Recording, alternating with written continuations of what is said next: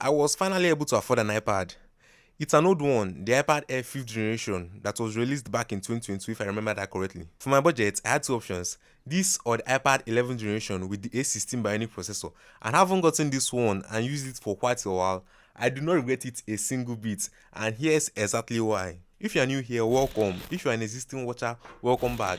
My name is Somto. I'm another rundown guy on the internet that loves to talk about tech. But less about me and let's get right to the video. One of the major criteria I have for buying a budget-friendly iPad is that it should be able to edit very high quality videos. Because you see, while I do have a PC, it's a very old one and trying to edit a 4K timeline on it turns to be a hassle every single time. I even tried to install DaVinci one time and it can't even properly play back a 4K video on a 1440p timeline. Even when I turned on all the proxy effects and downscaling effects, it still lags. Well, this is the M1 iPad Air running DaVinci Resolve and I'm going to play back a 4K video on a 4K timeline with a bunch of color grading with no proxy or downscaling effects applied. And it plays back just fine. On an iPad is wild.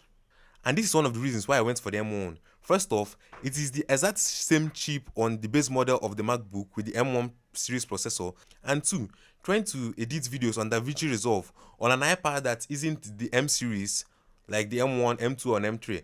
It defaults the timeline to a 1080p resolution, and that's also the highest resolution you can export it at. Another major reason for me getting an iPad is the gaming performance.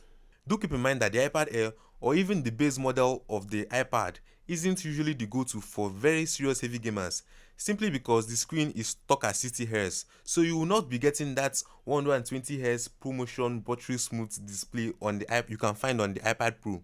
That said, it's still a very powerful processor on here, and I have no issue whatsoever playing Call of Duty Mobile at its highest resolution and frame rates possible on the iPad without no lag or heating up. I did need to make some adjustments to feel comfortable playing on the larger screen, but that's just skill issue, it's not the processor's fault.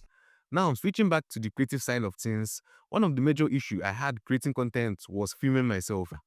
Before I got the iPad, if I wanted to record a video of me speaking to the camera like this, I would have first of all have to press record, then sit and talk to the camera for a few seconds, then go back and replay the recording to make sure that everything was framed properly. And I had to do this a couple of times to make sure that everything should be as it is before getting a video out. But that isn't the case anymore. Now, using the Blackmagic camera app on my iPad, all I have to do is to click the remote button here, select my iPhone, and that's it. Now I'm able to control and also monitor everything from here. I got the used 64 gig cellular version, and for the value I'm getting out of it, I can't really complain. And for anyone that has questions why I got the 64 gig storage rather than something bigger, well, for one, it's cheaper. And two, I have a 500 gig external HD storage lying around, so I can just plug it into here using a Type-C adapter, and suddenly I have something I can edit off of, and I think I prefer this portable storage to top more. Battery life is also great, and even with very heavy intensive usage, the iPad at most gets warm to touch. And yeah, that's pretty much it. Mind you, this isn't a full review of the iPad, but if you'd want to be getting one for the same reasons as me, then go for it, and I promise you won't regret it. See you in the next one.